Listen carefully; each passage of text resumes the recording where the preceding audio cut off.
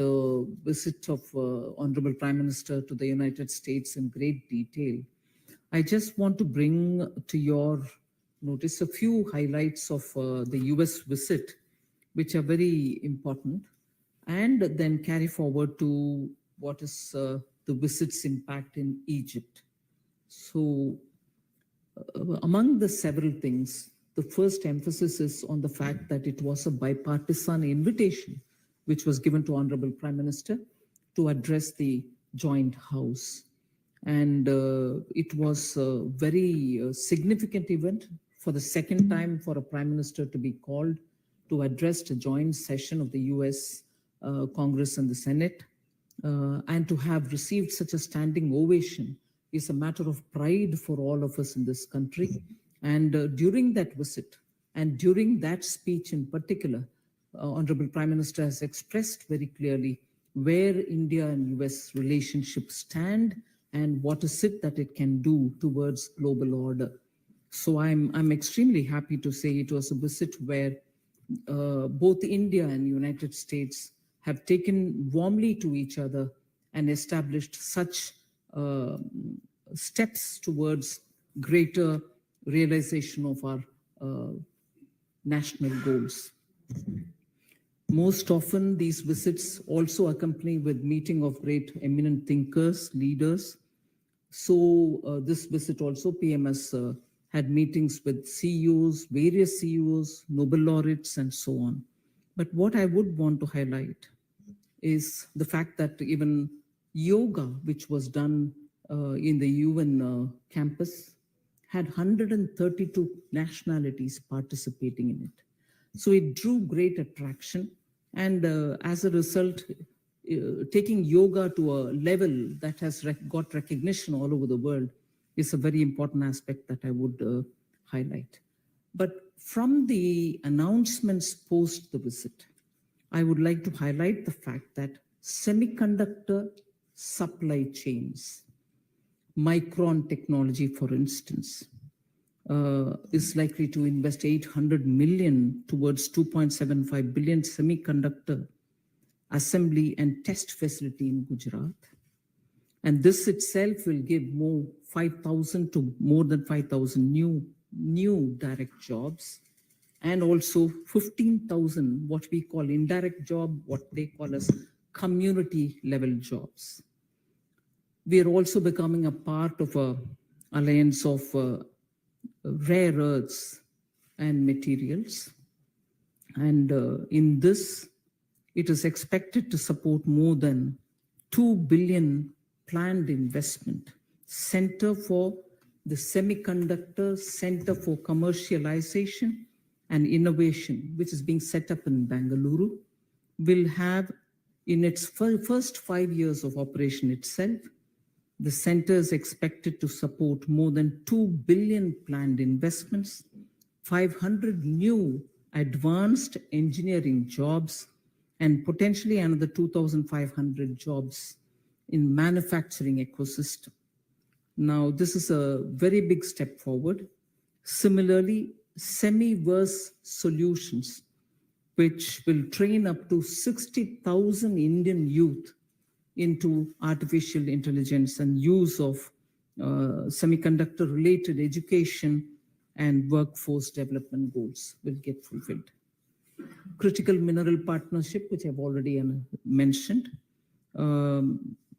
Quite a few of these companies are coming out and wanting to set up these capacities in India because lithium and cobalt and the use of these rare earths are going to make the future of energy and energy transition. So that's a second. Space also had great lot of achievements. Advanced training will be provided. NASA will be providing advanced training to ISRO, and that will also help for a joint effort to the International Space Station in 2024. Advanced telecommunication has also had agreement. India and US launched public-private joint task force for the development and deployment of open RAN systems. I'm just giving you the highlights and not going into the details of everything. Quantum and advanced computing has also received a joint Indo-US quantum coordination mechanism. You know, it was announced as a part of our budget. And then they will also support joint research in artificial intelligence, quantum, and advanced wireless technologies. And then there is also the arrangement with the National Science Foundation, which is the US body. And it announced that 35 joint research collaborations will also happen with the India's Department of Science and Technology. And they have also signed a new cooperative arrangement with the METI ministries. Department of Atomic Energy has also had a share in the agreements, is making 140 million in-kind contribution to the US Department of Energy. And finally, the seventh item is on innovation and fiber optics investments. India's Sterlite Technologies Limited has invested 100 million in the construction of optical fiber manufacturing units in Colombia, and that will facilitate 150 million in annual sports. But beyond all this, I'd certainly like to draw your specific attention for directly some very important defense production-related announcements. GE, which is the biggest of aeronautics companies, has signed an agreement with HAL for joint production of F414 engines, aircraft engines. Now, this will be made in India. 80% of technology is getting transferred. Now, I highlight this because it is HAL, about which repeatedly the Indian opposition sheds crocodile tears. What's happening to HAL? Bangalore, you're not doing much to it. Please understand, HAL is what is going to have this joint production agreement with the GE. Second, and these made in India engines will be used for HAL's own Tejas aircraft. You know, Tejas is a completely Indian made aircraft for which the engine now is being the GE F414 engines. Then we are also getting unmanned aerial vehicles, UAVs. The Sea Guardian MQ-9B is being brought into India. One of the biggest strength which we can provide to our armed forces. You also have an agreement, Master Ship Repair Agreement. India will now become the biggest center for ship repairs. Already the US Navy has concluded an agreement with the Kattupalli, which is very close to Chennai, Larsen and Toubro shipyard, where India will be the center and will be the hub to repair most of the major ships. And further, they're also trying to sign up with Mazagon Docks in Mumbai and with also Goa shipyard. So is also 3 Indian liaison officers who are going to be placed in the US command. And this will be very good in building our mutual capacities, and also emphasize on the defense accelerated ecosystem, IndusX, which was inaugurated on June 21st, 2023. This will be a network of universities, startups, industry, and think tanks. And this will facilitate in joint defense technology innovation. There are also several people-centric steps which have been taken. You heard Honorable Prime Minister himself announce that for the H-1B visa extension, Indian citizens do not need to come back to their home country, but they can renew it even being there. That will save a lot of effort for our own people. Otherwise, they keep coming back and waiting to get it renewed. You also heard that there are 2 new consulates which are getting opened, Bengaluru and Ahmedabad. Fulbright Kalam Climate Fellowship, additional facilities also being brought in. 100 additional US undergraduate students will study or intern in India. This is also being people-to-people measure. And those who are interested in knowing, India is funding the establishment of a Tamil Studies chair in University of Houston. Aviation deals, which are commercial deals, have also happened just in time before Honorable Prime Minister went to US. So you've heard about that. Many other commercial decisions which I'll draw your attention to are Amazon, which will bring 15 billion US dollars and 26 billion in the country to investments to be made here. You heard Alphabet Sundar Pichai talking about opening a fintech center, global fintech sector in Gujarat, and indigenization is happening there. So I've just given you some highlights of the visit to the United States. But this minute, I like to highlight the fact that during his visit, which is ongoing in Egypt, our Prime Minister has been awarded the highest award, Order of the Nile. This is one of the oldest in the sense it existed in Egypt even before Egypt became a republic. During the emperor's rule earlier, also they had this award, but in 1953, this award was restarted under the Republic of Egypt. And it's the highest award being given. And it's a proud moment for India. Honorable Prime Minister has received the highest civilian awards from 13 countries together with this award, and of which 6 of them come from countries which have population which is highest in Islamic Muslim population. 6 Muslim-dominated population countries, totaling, all of them total to 13, 6 plus the rest. So total 13 countries have given. And in this visit, I like to highlight a few things which are equally important. Honorable Prime Minister was welcomed by the Prime Minister himself of Egypt. Just one minute, get the papers ready. And other than being received by the Prime Minister himself, the Grand Mufti of Egypt has also received him and given him all the honors. In Egypt's history, the Grand Mufti holds a very high and respectable position. He was received by them. Other than that, the Indian Muslim community called the Bohras, they run a very big mosque there. And in that mosque, Honorable Prime Minister was invited and taken to visit. And even that has gone down so well. The chief of that mosque has also received Prime Minister.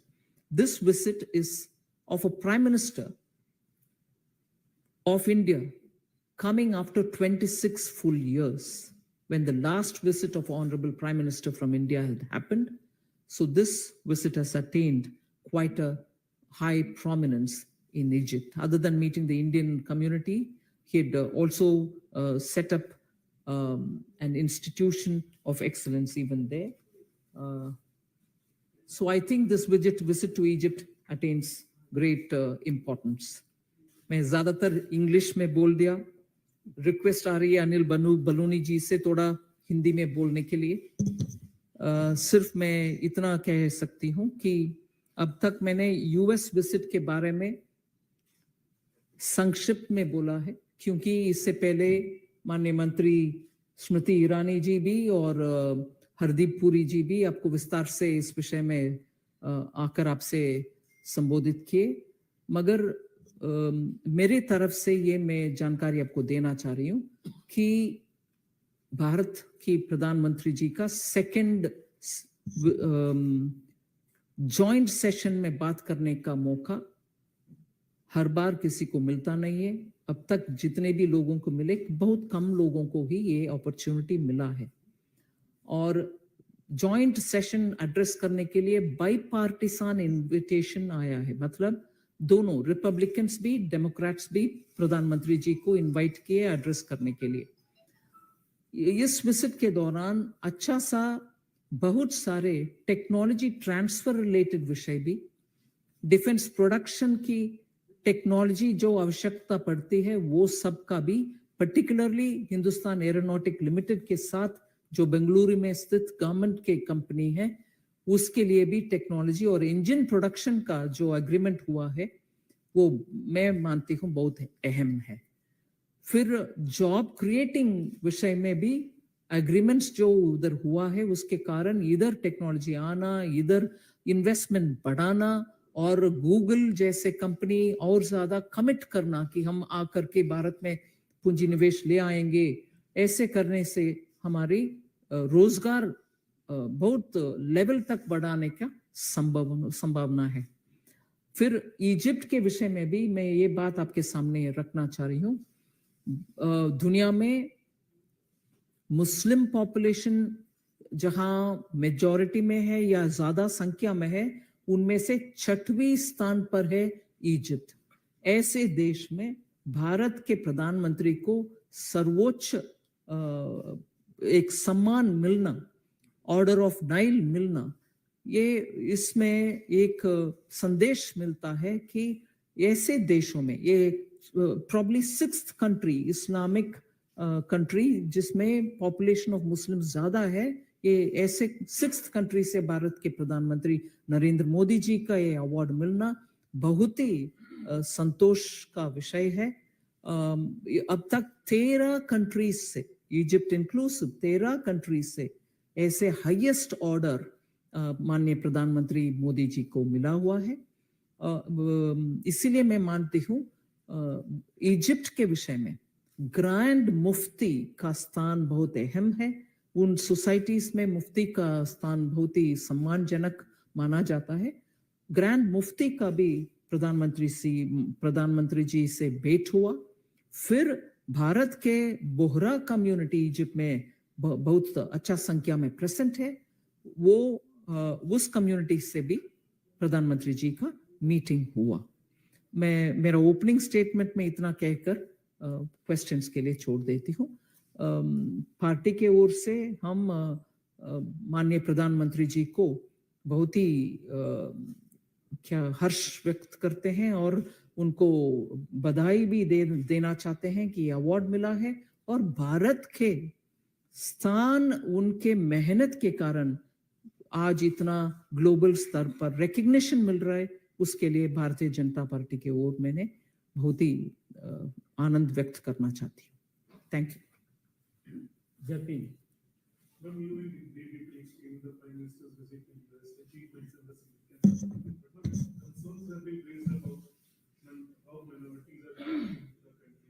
opposition parties alleged you opting double standards while treating minorities. I think on this question, I've briefly explained also as to how out of the 13 awards that he's been given till now as Prime Minister of the country, 6 have been given by countries where Muslims are in majority. Honorable Prime Minister himself during the press conference in US has said how his government works on Sabka Saath Sabka Vikas principle and doesn't discriminate against any community whatsoever. But the fact remains that repeatedly when people join in this debate and highlight issues which are non-issues in a way, because if there are issues in states which are to be raised, they are being raised at the state level. Law and order is a state subject. People are taking care of it. Elected governments are there in each of the states which respond to it. To just allege without basic data in hand just tells us that these are organized campaigns which purposely are being leveled at the doorstep of the Prime Minister. Otherwise, why would countries give such an honor to Prime Minister?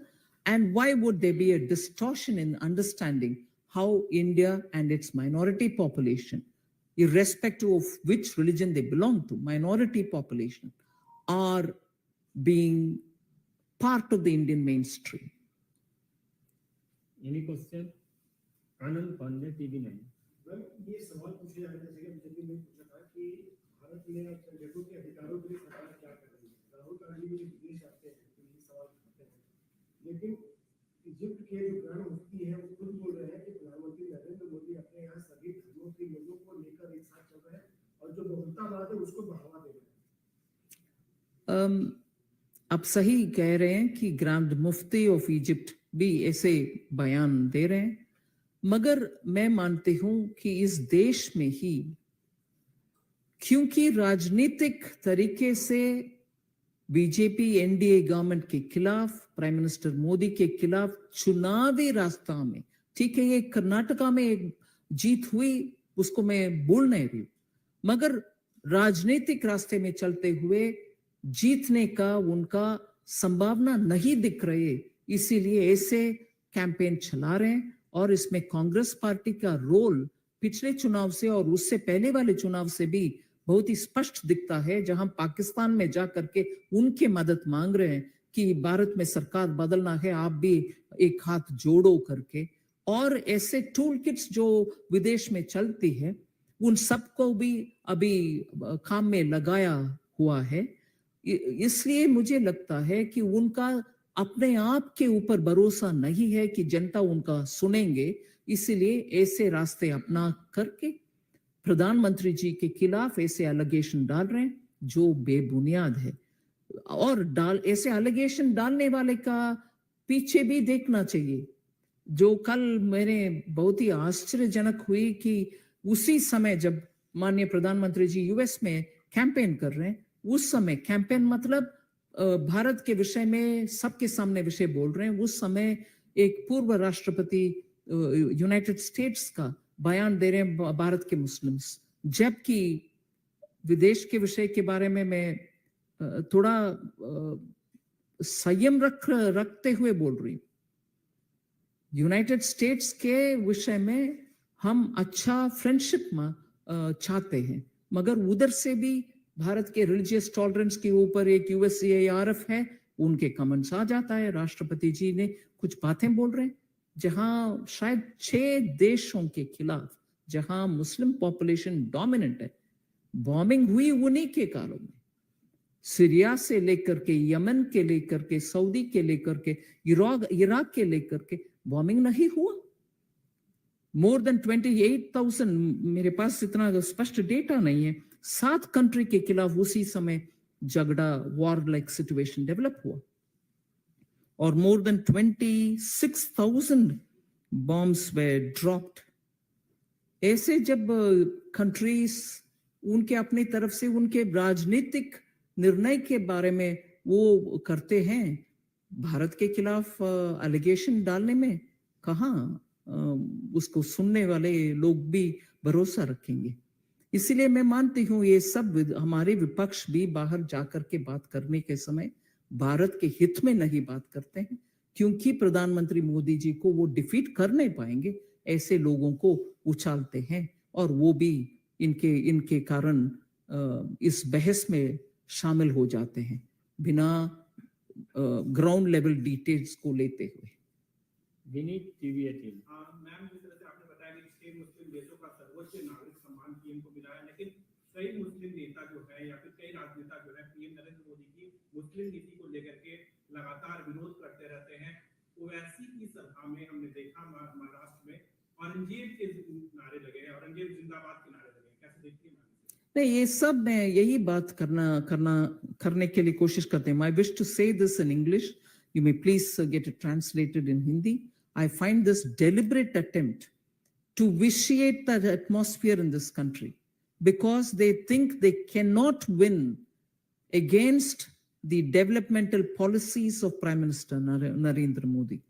Whether giving the poor a house, a toilet, electricity or cooking cylinder, to giving samman to women, to making sure that every policy of the government works for the poor, and understanding democracy and supporting democracy. They are just not able to defeat Prime Minister Modi on these things, and therefore they create an atmosphere where people think there is insecurity in this country. Tell me how many people who are speaking in this country have even been questioned. All those people who are questioning Prime Minister Modi's achievements should please put on table their own achievements before they bring in allegations like this. बहुत बहुत धन्यवाद. Can you share what is the step for the Home Minister Ji has spoken about it, so there's no need. Yesterday there was an all-party meeting also. There's no need to add on to it. How do you look into the opposition meeting held at Patna today? Yeah, they're coming together. I don't know for what. Their one-point agenda is defeat BJP. But are they saying what they will do to people? During their tenure, highest level of corruption prevailed in this country. Whereas now, 9 years have passed by, only development and development-related activities are happening, not one whisper of corruption. So first let them offer as to what they will do to the people rather than say, if you have to defeat Modi. That cannot be a negative agenda, cannot be what people want to hear from you. Say what you're going to do to the people. Last question. Ji.